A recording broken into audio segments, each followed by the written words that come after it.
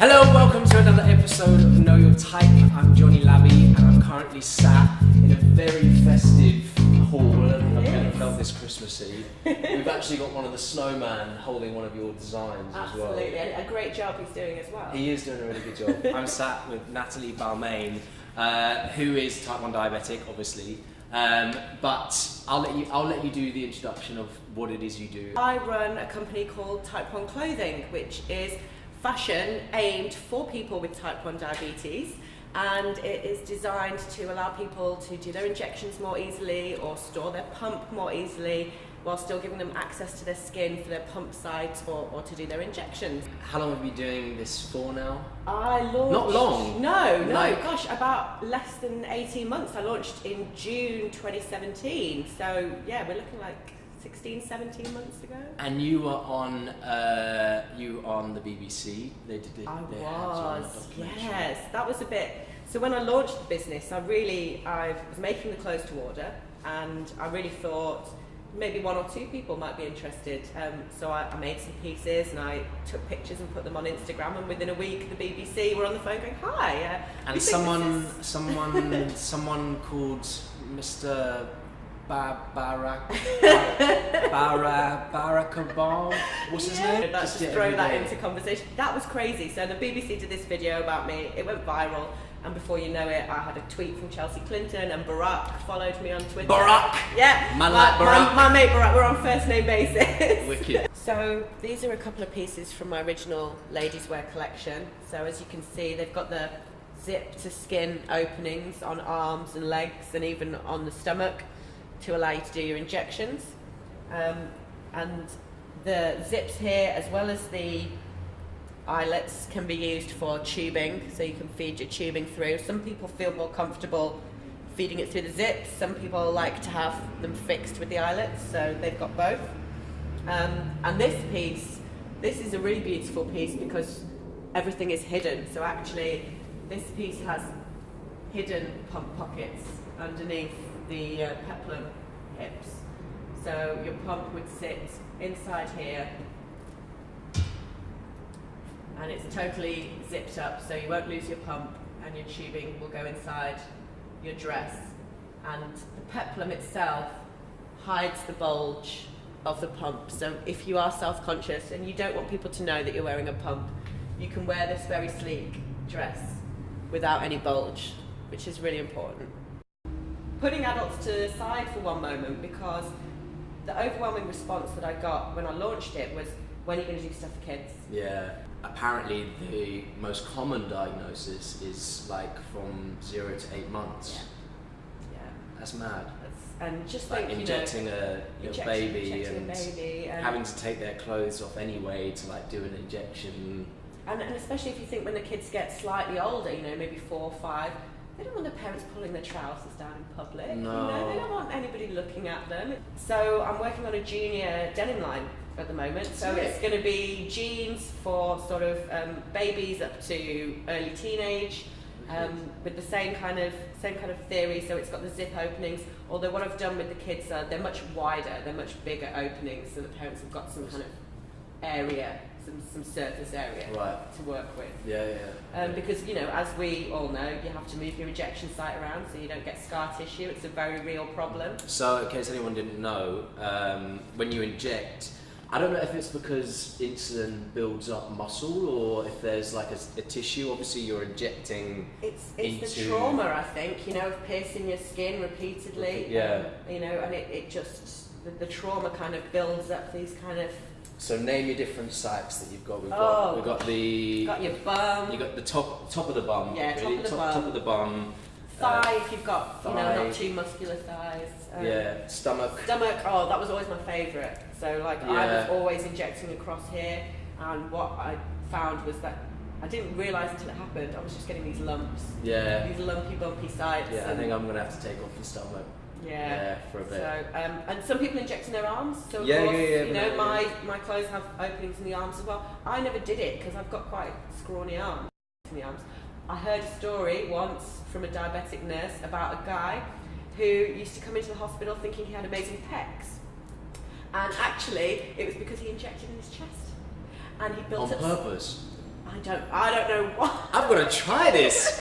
Yeah, I had my whole life mapped out. You know, I thought I knew what I was going to do. I was working as a dancer and a dance teacher at the time, and it was a lot to deal with at 20 because I just sort of got to that stage where I was accepting of who I was, and then who I was changed. It changed my whole friendship groups. You know, people that I was going out with partying all the time, because I wasn't going out partying anymore, weren't interested. They just stopped calling. So I had friends that disappeared.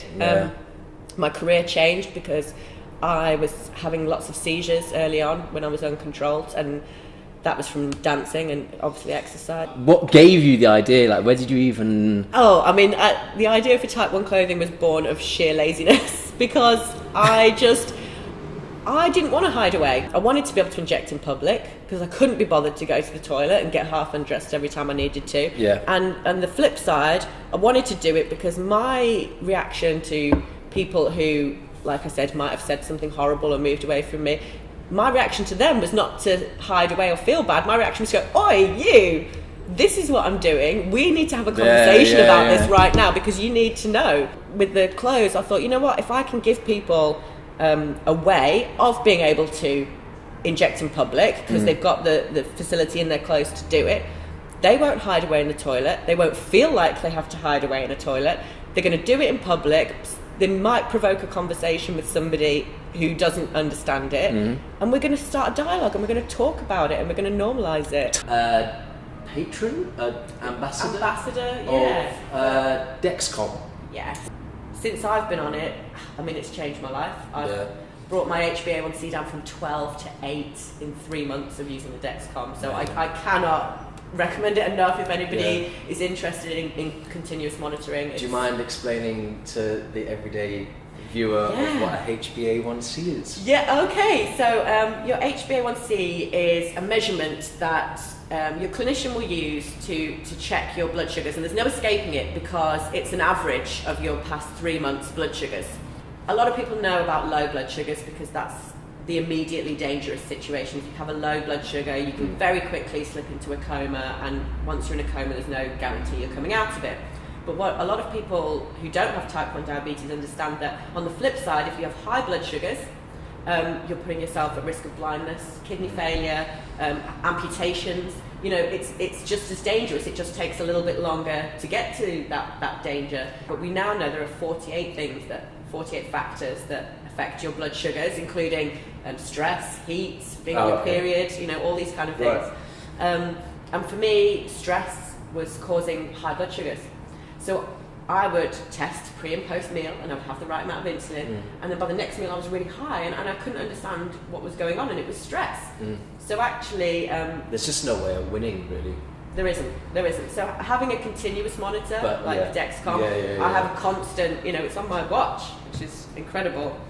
A constant reading, so I know as soon as I go outside of those limits, it will alarm and it will tell me, and I can treat it instantly without leaving myself at risk of, like I said, complications. It gives you automatic readings every 5 minutes, so you get 288 readings a day, and it fills in the gaps, so you have a constant reading. It graphs exactly where your bloods have been. They used to tell you that complications were inevitable. You know, it doesn't really matter how good you look after yourself. You know, after 10 years, they said to me when I was diagnosed, at 10 years, you'll probably start to get some complications. Yeah, and I had that as well. Yeah. It's like, in a couple of years, you're going to get your honeymoon period, that might finish. So honeymoon period is where your body's still kind of producing insulin, you're also injecting insulin, it's going through like a transitional stage as to like whether making it mind up as to whether you're diabetic or not. It always makes its mind up and says that, surprise, you've got it. Oh yeah. But there's the honeymoon period. I don't know why they call it honeymoon, because there's nothing joyous about it whatsoever. There's nothing relaxing about it whatsoever. No. But yeah, then they said to me, oh, then, you know, in 10, 15 years down the line, you might start losing your eyesight, and then you maybe in like 30 or 40 years. I was like, don't like predict how don't predict. Thank you for putting the death clock on me. Don't predict when I'm going to become blind. Like, that's not okay. No, it's never okay. But many people now, with, you know, that constant access to their readings, their blood sugar control is equal to that of a non-diabetic. So I would argue that if we gave people access on the NHS to things like the Dexcom, we may well save the NHS a huge amount of money in 10, 15 years' time, because these people won't be on dialysis. No one likes a quick fix. No. No one likes to pump out money to save them later. Especially not when you're talking about savings in 15, 20 years' time. People are like, you know, you could be hit by a bus by then. But, you know, I'm just saying that perhaps we can avoid ending up on dialysis or having retinopathy or having our feet chopped off. So I'm not going to lie, I had to put on a coat. Yeah, I don't blame you. It's freezing. we freezing. are in Birmingham and it's Christmas. And it is very, very cold. I didn't really know what I was doing. No. So yeah, this is quite exciting. Yeah, so I've got a few of my original designs from my ladies' wear collection here. So I don't know how well you can see the ones on the screen, but I started out the old-fashioned way, I call it. So sketching, just pencil on paper. So you can see from these designs, you know, where I was putting the zips and cutaways in my jumpsuits for people to do injections, and also the pockets, which were, like I showed you, you know, allowed you to hold your pump on the outside so you could access it to dial up your dose, but with openings on the inside of the pocket so that your tubing could go straight through your clothes.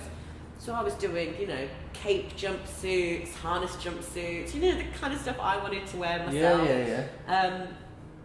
And then I also did a lot of, you know, you can see this is one of my sketches, you know, everyday stuff like jeans that people could wear all the time, because, you know, type 1 diabetes doesn't go away. It's not just a problem when you're wearing a fancy outfit, it's a problem when you are... You don't put it on for Halloween. No, you know, you don't get a day off, you don't get a break. It has evolved over time to the point where I'm now manufacturing, so now my designs look more like this. Yeah. So this is a sneak peek, because this is from my new collection, which is not out yet. Exclusive. So from the kids range, so you can see they'll have the openings in the seams to unzip, and lovely. I've designed some nice. I don't know if you can see this type 1 ticker tape, because taped jeans are in. So we like the tape design. Amazing. So it's type 1 and Union Jacks, because it is UK. Yeah, it is UK. Okay, so there we have it for this week. Please join me again next week for another episode of Know Your Type. Please share the video to your mum, your dad, your best mate, your cat, and share the video by any millennial means, and don't forget to hit the subscribe button down below. Please leave any comments if you know anyone that's diabetic that has an interesting story or an interesting life, or just something you think that will really touch people, or reach out to people. Don't be afraid to get in touch. You can go to the Know Your Type Instagram page and chuck in a little DM, and I'll try and get back to you as soon as I can. My name is Jonny Labey, and I hope to see you at the next one. Cheers.